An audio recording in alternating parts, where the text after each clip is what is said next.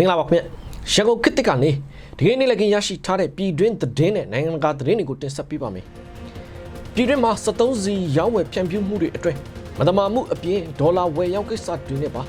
73စီအသင်းဥက္ကဋ္ဌခင်စိုးနဲ့အတွင်းရေးမှူးဒေါက်တာဝင်းမြင့်ဆိုသူတို့ကိုစစ်တပ်ကပဲပြန်လည်ဖမ်းဆီးလိုက်ပြီးယာဒုကနေပါဖယ်ရှားလိုက်တယ်ဆိုပါတယ်တနင်္သာရီတိုင်းတရချောင်းမြို့နယ်အတွင်းစစ်ကြောင်းထိုးလာတဲ့အကြမ်းဖက်စစ်တပ်ကို KNU ပူးပေါင်းတပ်တွေကကြားဖြတ်တိုက်ခိုက်ရမှာစစ်တပ်ဘက်ကတပ်သား9ဦးကတော့အသီးသီးတေကုန်ကြပြန်တဲ့အပြင်စစ်သားမသားအလောင်းတွေနဲ့တနက်9လက်ကိုပါသိမ်းဆည်းရရှိထားတယ်ဆိုပါတယ်အီရန်ကအမေရိကန်နဲ့နျူကလ িয়ার ကိစ္စဆွေးနွေးမှာဖြစ်ပေမဲ့ဒုံးကျည်အစီအစဉ်ကိုတော့ဆွေးနွေးဖို့ညှင်းဆိုလိုက်တဲ့သတင်းပါဝင်ဒီနေ့လည်းရရှိထားတဲ့သတင်းတွေကိုတင်ဆက်ပေးပါမယ်အခုပထမဆုံးတင်ဆက်ပေးခြင်းတဲ့သတင်းကတော့ပြည်တွင်းမှာ73စီရောင်းဝယ်ဖြန့်ဖြူးမှုတွေအတွင်းမတမာမှုအပြင်ဒေါ်လာဝယ်ရောင်းကိစ္စတွေနဲ့ပါ73စီအသင်းဥက္ကဋ္ဌခင်စိုးနဲ့အတွင်းရေးမှူးဒေါက်တာဝင်းမြင့်ဆိုသူတို့ကိုစစ်တပ်ကပဲပြန်လည်ဖမ်းဆီးလိုက်ပြီးယာဒုကနေပါဖယ်ရှားလိုက်တယ်လို့73စီလုပ်ငန်းရှင်တွေကရန်ကုန်ခေတ်ကိုပြောပါတယ်ဒါကတော့ဇန်နဝါရီလနောက်ပိုင်းကပဲမြန်မာနိုင်ငံ73စီတင်သွင်းဖြန့်ဖြူးရောင်းချရေးအသင်းဥက္ကဋ္ဌလည်းဖြစ် ABS Terminal ပိုင်ရှင်လည်းဖြစ်တဲ့သူလုပ်ငန်းရှင်ခင်စိုးနဲ့တစ်ဖက်က73စီအသင်းအတွင်းရေးမှူးလည်းဖြစ်မြက်မြက်တာမော73စီရောင်းဝယ်ရေးလုပ်ငန်းရှင်လည်းဖြစ်တဲ့ဒေါက်တာဝင်းမြင့်ဆိုသူတို့ကိုစစ်တပ်ကနေပြီးတော့ခေါ်ယူပြီးစစ်ဆေးမေးမြန်းခဲ့တယ်ဆိုပါတယ်အဲဒီနောက်သတင်းနှစ်ပတ်လောက်ကြာတဲ့အခါမှာတော့အဲဒီလုပ်ငန်းရှင်ခင်စိုးနဲ့ဒေါက်တာဝင်းမြင့်တို့ကိုသူတို့အရှိမလက်စားမှုနဲ့ပြုတ်သွားတဲ့စွမ်းအင်ဒုဝန်ကြီးဦးတန်းစင်းတို့ညွှန်ကြားရေးမှူးချုပ်ဦးရွှေမော်တို့ရဲ့အကျင့်ပြတ်ခြားစားမှုတွေတဲ့ပူးပေါင်းပါဝင်မှုတွေကိုစစ်ဆေးတဲ့အချိန်မှာပေါ်သွားတယ်လို့သိရပြီးလောလောဆယ်သူတို့နှစ်ဦးစလုံးကိုစစ်တပ်ကဖမ်းဆီးလိုက်တယ်လို့73စီလုပ်ငန်းရှင်တို့ကရှင်းပြထားပါတယ်။အဲဒီနောက်မှာပဲမြန်မာနိုင်ငံ73စီတင်သွင်းဖြန့်ဖြူးရောင်းချရေးအသင်းဥက္ကဋ္ဌအသစ်နေရာနဲ့အတွင်းရေးမှူးအသစ်နေရာတွေကိုစစ်တပ်ကအစားထိုးဖို့ချက်ချင်းရွေးချယ်ခိုင်းခဲ့တဲ့အတွက်ယမန်နေ့ကပဲ73စီအသင်းဥက္ကဋ္ဌအသစ်အဖြစ် New Day 73စီလုပ်ငန်းကဦးမျိုးမြင့်ဆွေနဲ့အတွင်းရေးမှူးအဖြစ် Mass Company ကဒေါ်နုနုဝေဆိုသူတို့ကိုအရေးပေါ်ချက်ချင်းခန့်အပ်လိုက်တယ်လို့သူကဆက်ပြီးပြောထားပါတယ်။လက်ရှိစစ်တပ်ရဲ့ဖမ်းဆီးမှုခံထားရတဲ့73စီအသင်းဥက္ကဋ္ဌခင်စိုးဟာအန်ဝါလွှမ်းကမ်ပဏီနဲ့ဒဝဲအများပိုင်ကမ်ပဏီ DDPC ဥက္ကဋ္ဌလည်းဖြစ်တယ်လို့သူဟာဦးသိန်းစိန်အစိုးရတက်လာပြီးနောက်ပိုင်းနိုင်ငံတော်ပိုင်73စီအယောင်းဝယ်အများပြားကိုလုတ်ကန်ခွင့်ရခဲ့တဲ့သူလည်းဖြစ်ပြီး ABS 73စီကမ်ပဏီကိုလည်းထူထောင်ထားတဲ့သူဖြစ်ပါတယ်။တစ်ဖက်မှာလည်းလုပ်ငန်းရှင်ခင်စိုးဟာဒဝဲမြို့မောင်မကန်ကမ်းခြေတွင်မှာပါ73စီဈေးဝယ်စင်တာနဲ့ဟိုတယ်လုပ်ငန်းတွေကိုစီမံလုတ်ကန်နေသူဖြစ်ပြီးလက်ရှိစစ်တပ်ခန့်တရင်သာရီတိုင်းဝင်ကြီးချုပ်မြက်ကူနဲ့လည်းတငယ်ချင်းတွေဖြစ်တယ်လို့သိရပါတယ်။နောက်တစ်ဦးဖြစ်တဲ့စစ်တပ်ရဲ့ဖမ်းဆီးမှုခံထားရသူ73စီအသင်းအတွင်းရေးမှူးဒေါက်တာဝင်းမြင့်ကတော့မြက်မြစ်တာမော်73စီကမ်ပဏီကိုအဓိကလုတ်ကင်နေသူဖြစ်ပြီးသူဟာအရင်ကြက်ဖွတ်ပါတီရဲ့ပြည်သူ့လွှတ်တော်ကိုယ်စားလှယ်အမတ်ဟောင်းတဦးလည်းဖြစ်ပါတယ်။ဒီကိစ္စတွေရဲ့အရင်းမြစ်ကတော့2025ခုနှစ်နိုဝင်ဘာလအတွင်းက73စီတင်သွင်းရောင်းချမှုမှာမတမာမှုတွေလုပ်တဲ့ဆိုတဲ့လက်စနစ်စွမ်းအင်ဒုဝန်ကြီးတန်းစင်နဲ့အတူညွန်ကြားရေးမှူးချုပ်ရွှေမော်တို့ကိုစစ်တပ်ကယာဒုကနေထုတ်ပယ်ဖမ်းဆီးအရေးယူခဲ့ရာကနေစခဲ့တာပါအဲ့ဒီမှာဖမ်းဆီးခံရတဲ့ဒုဝန်ကြီးတန်းစင်နဲ့ညွန်ချုပ်ရွှေမော်တို့ရဲ့73စီအလွဲသုံးစားလုပ်မှုလက်ပေးလက်ယူမှုတွေတဲ့အခုထပ်မံဖမ်းဆီးခံရတဲ့73စီအသင်းဥက္ကဋ္ဌခင်စိုးနဲ့အတွင်းရေးမှူးဒေါက်တာဝင်းမြင့်တို့ပါပူးတွဲပါဝင်သွားတာဖြစ်ပါတယ်ဒီလို73စီတင်သွင်းမှုနဲ့ခွဲတန်းချထားမှုတွေအတွင်းမတမာမှုလုံးမှုနဲ့အဓိကကနဦးဖမ်းဆီးခံရတဲ့စွမ်းအင်ဒုဝန်ကြီးတန်းစင်ဆိုသူကတော့မဲအွန်လိုင်းရဲ့လူယုံဖြစ်တဲ့ဝန်ကြီးချုပ်မျိုးစောရဲ့တငယ်ချင်းအရင်ဖြစ်ပြီးသူဟာစစ်တပ်ကအပတ်စဉ်23ကျောင်းစင်းစစ်အရာရှိတူလည်းဖြစ်ပါတယ်ခင်ဗျတစ်ဖက်မှာတော့တနင်္သာရီတိုင်းတရချောင်းမြို့နယ်အတွင်းစစ်ကြောင်းထိုးလာတဲ့အကြမ်းဖက်စစ်တပ်ကို KNU ပူးပေါင်းတပ်တွေကတိုက်ခိုက်ချေမှုရမှာစစ်တပ်ဘက်ကတပ်သား9ဦးကတော့အသီးသီးတေကုန်ကြတဲ့အပြင်စစ်သားမသားအလောင်းတွေနဲ့တနက်9လက်ကိုပါသိမ်းဆည်းရရှိထားတယ်လို့ KNU ဗိဒဝဲခရိုင်ကထုတ်ပြန်ထားပါတယ်။ထုတ်ပြန်ချက်တွေကဓာတ်ပုံတွေထဲမှာလည်းတိုက်ခိုက်မှုအတွင်းအတုံးယုံသိနေတဲ့စစ်သားတွေရဲ့မသားအလောင်းတွေကိုမြေကြီးပေါ်မှာတန်းစီထားတာကိုလည်းအတိုင်းသားမြင်တွေ့နေရပါတယ်။ဖြစ်စဉ်ကတော့ဖေဖော်ဝါရီလ10ရက်နေ့ကပဲတရချောင်းမြို့ကနေတဆင့်ဝင်းဝစစ်တပ်စခန်းအတွက်အင်အားဖြည့်ဖို့ဆိုပြီးထွက်လာတဲ့အကြမ်းဖက်စစ်တပ်စစ်ကြောင်းကို KNU ရဲ့ KNL တပ်တွေနဲ့ PDF ပူးပေါင်းတပ်တွေကကြားဖြတ်တိုက်ခိုက်ချေမှုခဲ့တယ်ဆိုပါတယ်။အဲဒီလိုတိုက်ခိုက်မှုအတွင်းစစ်တပ်ဘက်ကတပ်သား9ဦးကတော့ပြစ်ခတ်မှုတွေကြားမှာတဲ့အသီးသီးတေကုန်ကြပြီးတဲ့နောက်ဒဏ်ရာရတဲ့သူတွေနဲ့အတူစစ်တပ်စစ်ကြောင်းကတော့အကုန်လုံးထွက်ပြေးသွားကြတယ်ဆိုပါတယ်။အဲဒီနောက် KNU ပူးပေါင်းတပ်တွေကတိုက်ပွဲဖြစ်ပွားရာနေရာကနေစစ်သားမသားအလောင်းတွေနဲ့တနက်9လက်ကိုပါသိမ်းဆည်းရရှိခဲ့တယ်လို့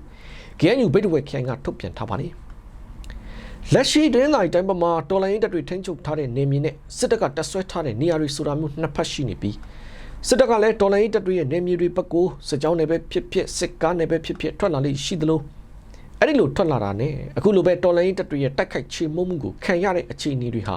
အမြဲလိုရှိနေတယ်လို့လည်းဒေတာတွင်သတင်းရင်းမြစ်ကပြောထားပါသေးတယ်ခင်ဗျတစ်ဖက်မှာတော့ကချင်ပြည်နယ်ဖားကန့်မြို့နယ်မှာအကြမ်းဖက်စစ်တပ်နဲ့ KIA ပူးပေါင်းတပ်တွေအကြားတိုက်ပွဲတွေဆက်လက်ပြင်းထန်နေပြီးစစ်တပ်ကထောင်ထားတဲ့မိုင်းနဲ့လက်နက်ကြီးထိမှန်မှုကြောင့်ရတာပြည်သူအမျိုးသားတအုပ်တေဆုံးထားတဲ့အပြင်နောက်ထပ်ပြည်သူအမျိုးသမီး2ဦးလည်းဒဏ်ရာရထားတယ်လို့ဖားကန့်သတင်းရင်းမြစ်ကရန်ကုန်ခေတ်ကိုပြောပါတယ်လက်ရှိဖားကန့်မြို့နယ်မှာတော့အကြမ်းဖက်စစ်တပ်နဲ့ KIA ပူးပေါင်းတပ်တွေအကြားတိုက်ပွဲတွေကဆက်လက်ပြင်းထန်နေရမှာစစ်တပ်ဘက်ကတော်တော်ကိုအထိနာနေပြီးဖားကန့်မြို့ပေါ်မှာရှိတဲ့အကြမ်းဖက်စစ်တပ်ကလက်နက်ကြီးပစ်ကူတွေပါပေးနေရတဲ့အပြင်စစ်တပ်ကတိုက်ပွဲနဲ့မဆိုင်တဲ့အရက်သားတွေနေထိုင်ရာဘက်တွေကိုပါပစ်ခတ်တာတွေလုပ်နေတယ်ဆိုပါတယ်ဖေဖော်ဝါရီလ17ရက်နေ့ဖြစ်တဲ့မနေ့ကဆိုရင်ဖားကန့်မြို့မရှိကထောင်ရက်ကွက်ရွှေမြန်မာစီဆိုင်လမ်းကြားမှာအရက်သားပြည်သူလင်မယား2ဦးဟာအကြမ်းဖက်စစ်တပ်ကထောင်ထားတဲ့မိုင်းကိုနင်းမိပြီးအမျိုးသားဖြစ်သူတစ်ခါတည်းတေဆုံးသွားခဲ့ရသလိုအမျိုးသမီးကပြင်းထန်ဒဏ်ရာနဲ့ဆေးရုံကိုပို့ထားရတယ်လို့ဖားကန့်သတင်းရင်းမြစ်ကပြောထားပါတယ်တစ်ဖက်ကဖားကန့်မြို့စမ်းကြွယ်ကျေးရွာဖျားကုန်းမှာအထိုင်ချထားတဲ့အကြမ်းဖက်စစ်တပ်ကလည်းလက်နက်ကြီးနဲ့ပစ်ခဲ့ရမှာသူတို့ပစ်တဲ့လက်နက်ကြီးကြီးဟာကျေးရွာတဲမှာကြားရောက်ပေါက်ကွဲပြီးအဝတ်လျှော်နေတဲ့အမျိုးသမီးတို့ထိခိုက်ဒဏ်ရာရပြီးတော့ဖားကန့်ဆေးရုံပို့ထားရပြန်တယ်လို့ဆက်ပြီးပြောထားပါတယ်လက်ရှိဖားကန့်မြို့နယ်မှာအကြမ်းဖက်စစ်တပ်နဲ့ KIA ပူးပေါင်းတပ်တွေအကြားတိုက်ပွဲတွေဆက်လက်ပြင်းထန်နေစေဖြစ်တယ်လို့စစ်တပ်ဘက်ကတော်တော်ကိုအထိနာနေတာကြောင့်သူတို့စစ်တပ်စစ်ကြောင်းတွေဟာရှစ်ဆက်တိုးလို့မရပဲဖားကန့်မြို့အနီးအထိပြန်ဆုတ်နေရတယ်လို့လည်းဖားကန့်သတင်းရင်းမြစ်ကပြောထားပါတယ်ခင်ဗျတစ်ဖက်မှာတော့တနင်္သာရီတရချောင်းနဲ့ပလောမြို့နယ်တွေမှာအကြမ်းဖက်စစ်တပ်ကအင်အားသုံးပြီးစစ်ကြောင်းထိုးနေပြန်တဲ့အတွက် KNU အပါအဝင်တော်လှန်ရေးပူးပေါင်းတပ်တွေနဲ့ပါတိုက်ပွဲတွေပြင်းထန်နေပြီးလမ်းမိုင်းတွေလည်းပိတ်ထားရသလိုတစ်ဖက်ကကောလင်းမြို့နယ်မှာလည်းစစ်တပ်စစ်ကြောင်းကိုတော်လှန်ရေးတပ်တွေကကြားပြတ်တိုက်ခိုက်မှုအတွင်းစစ်တပ်ဘက်ကထိခိုက်သေးဆုံးမှုတွေများနေတယ်လို့စစ်ရေးသတင်းရင်းမြစ်တွေကရန်ကုန်ခေတ်ကိုပြောပါတယ်လက်ရှိဒင်းသာရီမြို့နယ်တရချောင်းမြို့နယ်နဲ့ပလောမြို့နယ်တွေမှာတော့အခုဖေဖော်ဝါရီလပိုင်းကစပြီးအကြမ်းဖက်စစ်တပ်ကအင်အားအများပြားနဲ့စစ်ကြောင်းထိုးတာတွေလုပ်နေပြန်တဲ့အတွက် KNU တပ်တွေနဲ့ရောတော်လှန်ရေးပူးပေါင်းတပ်တွေနဲ့ပါတိုက်ပွဲတွေတောက်လျှောက်ပြင်းထန်နေတယ်ဆိုပါတယ်အဲ့ဒီလိုတိုက်ပွဲတွေပြင်းထန်နေမှုကြောင့်လောလောဆယ်ဒဝဲတရချောင်းလမ်းပိုင်းဗိတ်ဒဝဲပလောလမ်းပိုင်းတွေကိုဖျက်ဆီးသွားလာခွင့်ယာယီပိတ်ထားပြီးပြည်သူတချို့လည်းစစ်ဘေးရှောင်နေကြတယ်လို့သိရပါတယ်အဓိကကတော့အဲ့ဒီတိုက်ပွဲတွေအတွင်းအကြမ်းဖက်စစ်တပ်ကအထိနာနေတဲ့အတွက်သူတို့ရဲ့ထုံးစံအတိုင်းတိုက်ပွဲနဲ့မဆိုင်တဲ့အရသားတွေနေထိုင်ရာကျေးရွာတွေကိုပါလေနဲ့ဘုံကျဲတာတွေလုပ်နေတာကြောင့်ပြည်သူတော်တော်များများကစစ်ဘေးရှောင်နေကြတာဖြစ်တယ်လို့လည်းဒေတာတွင်သတင်းရင်းမြစ်ကရှင်းပြထားပါတယ်အလားတူတစ်ဖက်ကစကိုင်းတိုင်းကောလင်းမြို့နယ်မှာလည်းဖေဖော်ဝါရီလ9ရက်နေ့ကတည်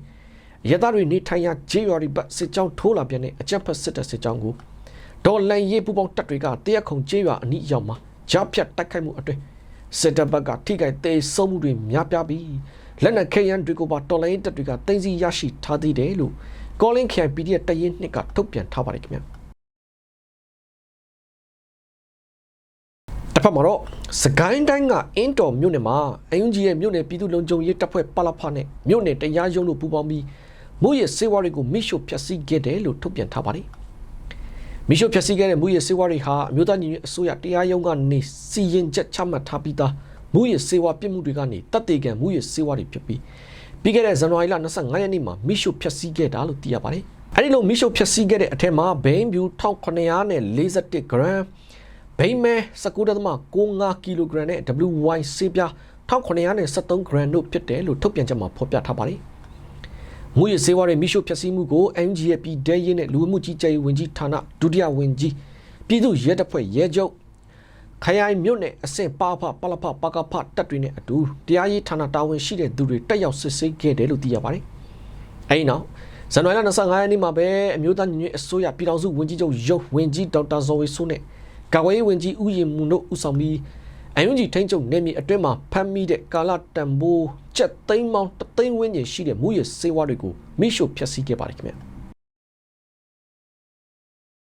တစ်ဖက်မှာတော့ပဲခူးတိုင်းနတလင်းမြို့နယ်မှာတိုက်ပွဲတွေဖြစ်ပွားနေပြီးအထိနာနေတဲ့အကြမ်းဖက်စစ်တပ်ကတိုက်ပွဲနဲ့မဆိုင်တဲ့ကျေးရွာ2ခုကိုလေနဲ့ပုံကျဲသွားမှုကြောင့်အရသာပြည်သူတို့တေဆုံးထားတယ်လို့လည်းဒေသခံပြည်သူတွေကရန်ကုန်ခေတ်ကိုပြောပါတယ် လက်ရှိနတလင်းမြို့နယ်မှာအကြမ်းဖက်စစ်တပ်နဲ့တော်လှန်ရေးတပ်တွေအကြားဖေဖော်ဝါရီလအစပိုင်းကနေတောက်လျှောက်ကိုတိုက်ပွဲတွေဖြစ်ပွားနေတယ်ဆိုပါတယ်။အဲဒီတိုက်ပွဲတွေအတွင်းအထိနာနေတဲ့အကြမ်းဖက်စစ်တပ်ဟာသူတို့ရဲ့ထုံးစံအတိုင်းလေကြောင်းပစ်ကူတွေနဲ့ပုံကျဲတာတွေလုပ်နေရမှာဖေဖော်ဝါရီလ10ရက်နေ့ကဆိုရင်တိုက်ပွဲနဲ့မဆိုင်တဲ့ကြောက်ပြုတ်ကျေးရွာနဲ့စင်ဝိုင်းကျေးရွာတွေကိုလေနဲ့လာပြီးပုံကျဲသွားတယ်ဆိုပါတယ်။အဲဒီလိုအကြမ်းဖက်စစ်တပ်ရဲ့လေကြောင်းတိုက်ခိုက်မှုကြောင့်ကြောက်ပြုတ်ကျေးရွာနေမအေးအေးတိုးဆိုတဲ့ပြည်သူတို့ဦးတည်ဆုံးထားပြီးသူမရဲ့ခင်မွန်းဖြစ်သူနဲ့အသက်17နှစ်အရွယ်သားဖြစ်သူကလေးငယ်တို့ကဒဏ်ရာတွေရထားတယ်လို့ဒေသခံတွေကပြောထားကြပါတယ်။ဒါအပြင်ဖေဖော်ဝါရီလ17ရက်နေ့ဖြစ်တဲ့မနေ့ကလည်းတိုက်ပွဲတွေအတွင်းအထိနာနေတဲ့အကြမ်းဖက်စစ်တပ်ကနတ်လင်းမြို့နယ်ကွက်တစ်ကျေးရွာတဲကိုဝင်ရောက်ပြီးမိရှို့ဖျက်ဆီးတာတွေလုပ်နေတဲ့အတွက်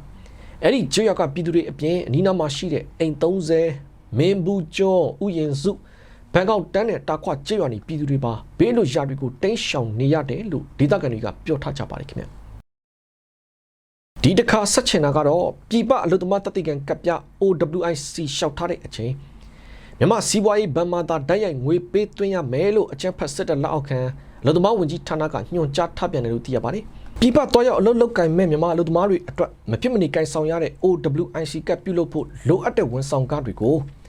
အလုပ်သမားတွေကိုယ်တိုင်စစ်တပ်လက်အောက်ခံမြန်မာစီးပွားရေးဗန်မာတိုက်ရိုက်ငွေသွင်းဖို့ညွှန်ကြားထားတာဖြစ်တယ်လို့ဆိုပါတယ်။အဲဒီ OWIC အတွက်ပေးသွင်းရမယ့်ငွေကို2026ခုနှစ်မတ်လ1ရက်နေ့ကစပြီးမြန်မာစီးပွားရေးဗန်ကနေသာပေးသွင်းရမယ်လို့စစ်တပ်ရဲ့အလုပ်သမားဝန်ကြီးဌာနကနေဖေဖော်ဝါရီလ10ရက်နေ့ကပဲထုတ်ပြန်ထားတာပါ။နိုင်ငံဦးလက်မှတ် PJ passport ကိုင်ဆောင်ထားပြီးပြည်ပနိုင်ငံတွေမှာတွားရောက်အလုပ်လုပ်ကိုင်မဲ့အလုပ်သမားတွေအနေနဲ့ OWIC ကတ်လျှောက်ထားရမှာကြတဲ့ငွေကိုလည်းအရင်3200ကျပ်အစားအခု9600ကျပ်အထိတိုးမြင့်လိုက်တယ်လို့သိရပါတယ်။ကတ်ပြောက်ဆုံးတာနဲ့ပျက်စီးတာအတွက်ပြန်လည်လျှောက်ထားဖို့ဒဏ်ကြေးကိုလည်း22,400ကျပ်အထိတိုးမြင့်သတ်မှတ်ထားပါတယ်။ OWIC ကတ်ပြုလုပ်ခွင့်ရတယ်လို့ကြေညာခံရတဲ့အလုပ်သမားတွေကတော့တတ်မှတ်တဲ့ငွေကိုစစ်တပ်လက်အောက်ခံမြန်မာစီးပွားရေးဘဏ်ခွဲတွေကနေတဆင့်သာပေးသွင်းရမှာဖြစ်တယ်လို့လည်းသိရပါတယ်။ငွေပေးသွင်းတဲ့သူတွေအနေနဲ့ငွေစင်းအမှတ်မှားယွင်းဖြည့်တာတွေငွေလွှဲလျှောက်လွှာမမှန်ကန်တာတွေအပြင်ငွေလွှဲလျှောက်လွှာမူရင်းမပြနိုင်ရင်တော့အဲ့ဒီ OWIC ကတ်ကိုထုတ်ပေးမှာမဟုတ်ဘူးလို့လည်းထုတ်ပြန်ထားပါတယ်ခင်ဗျ။အခုတခါနိုင်ငံတကာသတင်းတွေပတ်မှာတော့အီရန်ကအမေရိကန်နဲ့နျူကလ িয়ার ကိစ္စဆွေးနွေးမှာဖြစ်ပေမဲ့ဒုံးကျည်အစီအစဉ်ကိုတော့ဆွေးနွေးဖို့ညှင်းဆိုလိုက်ပါတယ်။အီရန်အစိုးရအနေနဲ့အမေရိကန်နဲ့နျူကလ িয়ার ကိစ္စတွေကိုဆွေးနွေးဖို့အစဉ်အသင့်ရှိပေမဲ့သူတို့ရဲ့ ballistic ဒုံးကျည်အစီအစဉ်ကိုတော့လုံးဝဆွေးနွေးမှာမဟုတ်ဘူးလို့ဗုဒ္ဓဦးနေ့မှာပြတ်ပြတ်သားသားပြောလိုက်ပြီးဒါဟာအမေရိကန်နဲ့နောက်ထပ်ပြုလုပ်မဲ့ဆွေးနွေးပွဲတွေအတွက်အဓိကအဟန့်အတားဖြစ်လာနိုင်ပါတယ်။အီရန်အဓိပတိခါမေနီရဲ့အကြံပေးပုဂ္ဂိုလ်ကတော့အစ္စလာမစ်သမ္မတနိုင်ငံရဲ့ဒုံးကျည်စွမ်းရည်ဟာညှိနှိုင်းဆွေးနွေးစရာကိစ္စမဟုတ်ဘူးလို့အတီးလင်းဆိုပါတယ်။အီရန်ဟာနျူကလ িয়ার ကိစ္စကိုပဲဆွေးနွေးခြင်းပေမဲ့အမေရိကန်ဘက်ကတော့ဒုံးကျည်ကိစ္စနဲ့ဒေတာတွင်းမဟာမိတ်အဖွဲ့တွေအရေးကိုပါထည့်သွင်းဆွေးနွေးဖို့ဖိအားပေးနေတာပါ။တစ်ဖက်မှာလည်းအမေရိကန်သမ္မတဒေါ်နယ်ထရန့်ဟာအစ္စရေးဝန်ကြီးချုပ်နေတန်ယာဟုနဲ့ဝါရှင်တန်မှာတွေ့ဆုံခဲ့ပါတယ်။နေတန်ယာဟုကအီရန်အပေါ်အပြင်းထန်ဆုံးပိတ်ဆို့မှုတွေလုပ်ဖို့တိုက်တွန်းနေပေမဲ့သမ္မတထရန့်ကတော့အီရန်နဲ့သဘောတူညီချက်တစ်ခုရဖို့ကိုပဲပို့ပြီးဦးစားပေးခြင်းနေပါတယ်။ဒါပေမဲ့အီရန်ဟာအမေရိကန်နဲ့သဘောတူညီချက်သာမရရင်တော့အရင်တစ်ခေါက်ကထပ်ပိုပြီးပြင်းထန်တဲ့အရေးယူမှုတွေလုပ်ရလိမ့်မယ်လို့သမ္မတထရန့်ကအီရန်ကိုထပ်မံသတိပေးထားပါတယ်။ပြီးခဲ့တဲ့ဇွန်လကအစ္စရေးနဲ့ဖြစ်ပွားခဲ့တဲ့12ရက်ကြာစစ်ပွဲအတွင်းအီရန်မှာလူပေါင်း600ကျော်သေဆုံးခဲ့ရတဲ့သင်ခန်းစာကြောင့်အီရန်ပြည်သူတွေဟာအခုလိုအမေရိကန်နဲ့တင်းမာမှုတွေမြင့်တက်ပြီးတော့စစ်ပွဲအသစ်ထပ်ဖြစ်လာမှာကိုအတော်လေးစိုးရိမ်နေကြပါတယ်။လက်ရှိအီရန်သမ္မတကတော့သူတို့ရဲ့နျူကလ িয়ার အစီအစဉ်ဟာငြိမ်းချမ်းရေးအတွက်ပဲဖြစ်တဲ့အကြောင်းသက်သေပြဖို့အဆင်သင့်ရှိပေမဲ့အမေရိကန်ရဲ့အလွန်ကျွံတောင်းဆိုချက်တွေကိုတော့အလျှော့ပေးမှာမဟုတ်ဘူးလို့ဆိုနေပါတယ်။တစ်ဖက်ကအီရန်ပညာရှင်တွေကလည်းကိုယ်နိုင်ငံကိုတိုက်ခိုက်မဲ့သူကိုကိုယ့်ရဲ့ခုခံရေးလက်နက်တွေလာအပ်ပါလို့ပြောတာဟာအတိတ်ပဲမရှိတဲ့ကိစ္စပဲလို့ဝေဖန်နေကြပါတယ်။လောလောဆယ်အမေရိကန်နဲ့အီရန်နှစ်ဖက်စလုံးကဆွေးနွေးခြင်းကြပေမဲ့ဒုံးကျည်အစီအစဉ်ဆိုတဲ့အချက်မှာတော့သဘောတူညီမှုရဖို့အတော်လေးကိုခက်ခဲနေအောင်မှာဖြစ်တယ်လို့လည်းသုံးသပ်နေကြပါတယ်ခင်ဗျာ။တစ်ဖက်မှာတော့အီရန်သမ္မတကဆန္ဒပြပွဲအတွင်းထိခိုက်တဲ့သူတွေကိုတောင်းပန်လိုက်ပြီးတစ်ဖက်မှာတော့အမေရိကန်သမ္မတထရန့်ကအီရန်အနီးမှာရှိတဲ့ပါရှန်ပင်လယ်ကွေ့စီနောက်ထပ်လေယာဉ်တင်သင်္ဘောပို့ဖို့ချိန်ချောက်လိုက်ပါတယ်။လောလောဆယ်အီရန်နိုင်ငံမှာဖေဖော်ဝါရီလ17ရက်နေ့ဖြစ်တဲ့မနေ့ကကြာရောက်တဲ့အစ္စလာမစ်တော်လှန်ရေး48နှစ်ပြည့်အထိမ်းအမှတ်နေ့အခမ်းအနားမှာတော့အီရန်သမ္မတကပြီးခဲ့တဲ့နှစ်အတွင်းတနိုင်ငံလုံးအတိုင်းအတာနဲ့ဖြစ်ပွားခဲ့တဲ့ဆန္ဒပြပွဲတွေမှာအစိုးရဘက်ကနှိမ်နင်းမှုကြောင့်ထိခိုက်နစ်နာခဲ့ရသူတွေကိုတရားဝင်တောင်းပန်လိုက်ပါတယ်။ ဒါပေမဲ့လုံခြုံရေးတပ်ဖွဲ့တွေရဲ့လက်ချက်ကြောင့်တည်ဆုံခဲ့ရတဲ့သူတွေရှိခဲ့တာကိုတော့တိုက်ရိုက်ဝန်မခံပဲဒီလိုသတင်းတွေဟာအနောက်နိုင်ငံတွေရဲ့ဝါဒဖြန့်မှုတွေဖြစ်တယ်လို့လည်းပြောဆိုခဲ့ပါတယ်။ဒါပြင်အီရန်အစိုးရဟာပြည်သူတွေနဲ့ထိတိုက်ရင်ဆိုင်ခြင်းနဲ့အစိုးရမဟုတ်ဘူးလို့လည်းပြောနေပြန်တယ်လို့နျူကလ িয়ার လက်နက်ကိုလည်းမရှာဖွေဘူးလို့အီရန်သမ္မတကကမ္ဘာအတိုင်းဝိုင်းကိုပြောကြားခဲ့ပါသေးတယ်။အဲဒီလိုအီရန်သမ္မတကပြောဆိုနေတဲ့အချိန်မှာပဲအမေရိကန်သမ္မတဒေါ်နယ်ထရန့်ကတော့အီရန်ကိုဖိအားပေးဖို့အီရန်ဒီမှာရှိတဲ့အရှေ့အလဲပိုင်းဒေသကိုနောက်ထပ်အမေရိကန်လေယာဉ်တင်စစ်သင်္ဘောတစ်စင်းထပ်မံပို့ဆောင်မှုစဉ်းစားနေတယ်လို့ပြောလိုက်ပါတယ်။တစ်ဖက်မှာတော့အီရန်အစိုးရကတော်လှန်ရေးနေ့အတွက်လမ်းပေါ်ထွက်ထောက်ခံဆန္ဒပြသူတောင်းနဲ့ချီတဲ့ပုံရိပ်တွေကိုမီဒီယာတွေကနေဝါဒဖြန့်ထုတ်လွှင့်ပြသနေပြီမဲ့မြေပြင်အခြေအနေကတော့မတူဘူးလို့မျက်မြင်တွေရဲ့ပြောဆိုချက်ကိုကိုးကားပြီးကမ္ဘာမီဒီယာတွေမှာရေးသားထားပါတယ်။ဒါပြင်အင်္ဂါနေ့ညပိုင်းမှာတီဟီရန်မြို့တော်ရဲ့အိမ်တွေတဲကနေအာနာရှင်ကြာဆုံးပါစေဆိုတဲ့အော်ဟစ်တန်တွေကိုလည်းကြားနေရတယ်လို့ဆိုပါတယ်။အီရန်နိုင်ငံသားဝန်ကြီးကတော့အရင်အစိုးရလက်ထက်ကထပ်ပိုကောင်းတဲ့သဘောတူညီချက်တစ်ခုရနိုင်ခြေရှိတယ်လို့ပြောနေပေမဲ့အမေရိကန်ကတော့အပြည့်အဝမယုံကြည်ဘူးလို့ထုတ်ဖော်ပြောဆိုထားပါတယ်။အကြောင်းရင်းကတော့ပြီးခဲ့တဲ့ဇွန်လကဆွေးနွေးနေစေကာလအတွင်းမှာပဲအမေရိကန်ကအီရန်ကိုဘုံကျဲခဲ့တဲ့အတွေ့အကြုံကြောင့်ဖြစ်တယ်လို့သူကဆက်ပြီးရှင်းပြခဲ့ပါတယ်။အခုအချိန်အရအီရန်အစိုးရဟာပြည်တွင်းမှာပြည်သူတွေကိုချော့မော့ထိမ့်သိမ်းမှုစူးစမ်းနေရတယ်လို့တစ်ဖက်မှာလည်းအမေရိကန်သမ္မတထရန့်ရဲ့စစ်ရေးချင်းချောက်မှုတွေရင်ဆိုင်နေရတဲ့အကြက်အတဲကြားထဲမှာရောက်နေတာပဲဖြစ်ပါတယ်ခင်ဗျာတစ်ဖက်မှာတော့အမေရိကန်ရုရှားချုပ်ဆိုထားတဲ့နျူကလ িয়ার လက်နက်ထိန်းသိမ်းရေးစာချုပ်တပ်တန်းကုန်သွားပြီမဲ့အမေရိကန်ကလိုက်နာရင်နျူကလ িয়ার ကန့်သတ်ချက်တွေကိုဆက်လက်ထိန်းသိမ်းမယ်ဆိုပြီးရုရှားနိုင်ငံကတစ်ဖက်သက်ပြောဆိုနေပြန်ပါတယ်အမေရိကန်သမ္မတဒေါ်နယ်ထရန့်ကတော့အဲ့ဒီရုရှားအမေရိကန်ချုပ်ဆိုထားတဲ့နျူကလ িয়ার စာချုပ်အဟောင်းကိုတပ်တန်းတိုးဖို့ညှင်းဆန်ထားပါတယ်အဲ့ဒီအမေရိကန်နဲ့ရုရှားကြားချုပ်ဆိုထားတဲ့ New START နျူကလ িয়ার လက်နက်ရှော့ချရေးစာချုပ်ဟာဒီလအစောပိုင်းမှာပဲတပ်တန်းကုန်ဆုံးသွားခဲ့တာပါ။ဒါကြောင့်ကမ္ဘာပေါ်မှာနျူကလ িয়ার အပြိုင်ဆိုင်တပ်ဆင်မှုတွေပြန်ဖြစ်လာမလားဆိုပြီးစိုးရိမ်နေကြပေမဲ့ဖေဖော်ဝါရီလ17ရက်နေ့ကတော့ရုရှားနိုင်ငံလွှတ်တော်မှာပြောခဲ့တဲ့မိန့်ခွန်းမှာရုရှားနိုင်ငံသားရေးဝန်ကြီးကအမေရိကန်ဘက်ကသာနျူကလ িয়ার လက်နက်အရေးအတွက်ကန့်သက်ချက်တွေကိုကြော်လွန်တာမျိုးမလုပ်ဘူးဆိုရင်ရုရှားအနေနဲ့လည်းအရင်စာချုပ်ပါကန့်သက်ချက်တွေအတိုင်းဆက်ပြီးလိုက်နာသွားမယ်လို့ပြောလိုက်ပါတယ်။ဒါဟာစာချုပ်ပြတ်သွားပေမဲ့ရုရှားဘက်ကလက်နက်တွေအစမတန်ထပ်မတိုးသေးဘူးလို့ကတိပေးလိုက်တာပဲဖြစ်ပါတယ်။အမေရိကန်သမ္မတဒေါ်နယ်ထရန့်ကတော့ဒီထက်ပိုကောင်းတဲ့နျူကလ িয়ার ထိန်းချုပ်ရေးစာချုပ်အသစ်ကိုပဲလိုချင်နေတာဖြစ်ပြီးအဲဒီစာချုပ်ထဲမှာတရုတ်နိုင်ငံကိုပါထည့်သွင်းချင်နေတာဖြစ်တယ်လို့တရုတ်ရဲ့နျူကလ িয়ার အင်အားအရှိန်ဟုန်နဲ့တိုးတက်လာနေတာကိုထောက်ပြနေပါတယ်။တရုတ်နိုင်ငံကတော့သူတို့မှာရှိတဲ့နျူကလ িয়ার ထိပ်ဖူးအရေးအတွက်ဟာရုရှားနဲ့အမေရိကန်တို့စီမှာရှိတဲ့4000စီနဲ့ရှင်ရင်600လောက်ပဲရှိသေးတယ်လို့ပြောပြီးအဲဒီစာချုပ်ထဲမှာပါဝင်ဖို့ညှင်းဆန်နေပါတယ်။တစ်ဖက်မှာလည်းရုရှားကအဲ့ဒီလိုတရုတ်ကိုထည့်မယ်ဆိုရင်အမေရိကန်ရဲ့မဟာမိတ်တွေဖြစ်တဲ့ဗြိတိန်နဲ့ပြင်သစ်တို့ကိုပါစာချုပ်ထဲထည့်ရမယ်လို့တောင်းဆိုနေပါတယ်။လောလောဆယ်တော့နျူကလ িয়ার လက်နက်ထိန်းချုပ်ရေးစာချုပ်ကြီးပြတ်ပြတ်သွားပြီမဲ့ရုရှားနဲ့အမေရိကန်ကြားမှာတစ်ဖက်နဲ့တစ်ဖက်အခြေအနေကြည့်ပြီးတော့နျူကလ িয়ার အင်အားကိုထိန်းညှိနေရဆဲအခြေအနေဖြစ်တယ်လို့လည်းသုံးသပ်နေကြပါတယ်ခင်ဗျာ။တစ်ဖက်မှာတော့တရုတ်နိုင်ငံရဲ့စစ်တပ်ထိပ်တန်းဗိုလ်ချုပ်ကြီးတွေကိုတရုတ်အစိုးရကဖြုတ်ချပြီးတဲ့နောက်စစ်တပ်အတွင်းအဂတိတိုက်ဖျက်ရေးအတွက်သမ္မတရှီကျင်းပင်ကချီးကျူးပြောဆိုလိုက်ပါတယ်။တရုတ်သမ္မတရှီကျင်းပင်ဟာဗုဒ္ဓဦးနေ့မှာပြုလုပ်တဲ့တရုတ်စစ်သားတွေကိုမိန့်ခွန်းပြောကြားချက်အတွင်းတရုတ်စစ်တပ်ရဲ့အဂတိလိုက်စားမှုတိုက်ဖျက်ရေးလုပ်ငန်းစဉ်တွေကိုချီးကျူးပြောဆိုလိုက်ပါတယ်။ဒါဟာတရုတ်စစ်တပ်ရဲ့ထိပ်တန်းဗိုလ်ချုပ်ကြီးတွေဖမ်းဆီးစစ်ဆေးခံနေရတာကိုသမ္မတကိုယ်တိုင်ရှာပပအတည်ပြုလိုက်တာလည်းဖြစ်ပါတယ်။ပြီးခဲ့တဲ့လကပဲတရုတ်ဗဟိုစစ်ကော်မရှင် CMC ရဲ့ဒုဥက္ကဋ္ဌဖြစ်သူဗိုလ်ချုပ်ကြီးကျန်းယူရှာနဲ့စစ်စင်ရေးစီမံကိန်းတွေကိုတာဝန်ယူရတဲ့စစ်ဦးစီးချုပ်ဗိုလ်ချုပ်ကြီးလျိုကျန်းလီတို့ကိုအဂတိလိုက်စားမှုနဲ့စုံစမ်းစစ်ဆေးနေတယ်လို့တရုတ်ကာကွယ်ရေးဝန်ကြီးဌာနကထုတ်ပြန်ခဲ့ပါတယ်။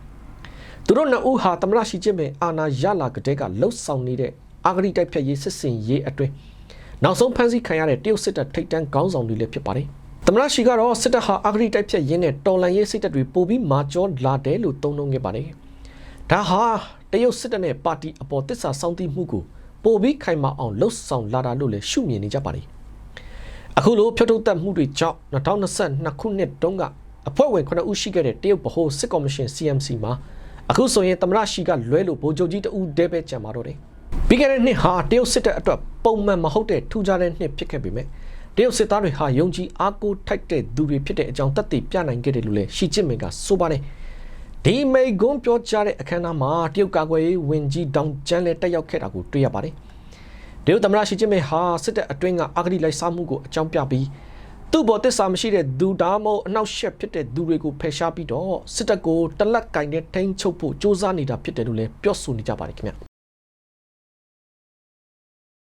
ဟုတ်ကဲ့ဒါကတော့ရုံခစ်တစ်ကနေဒီနေ့နေ့လည်းရရှိထားတဲ့ပြည်တွင်းသတင်းနဲ့နိုင်ငံတကာသတင်းတွေကိုတင်ဆက်ပေးခဲ့တာပါကြည့်ရှုပေးခဲ့တဲ့အတွက်ကျေးဇူးတင်ပါတယ်ကျွန်တော်နိုင်ငယ်ပါ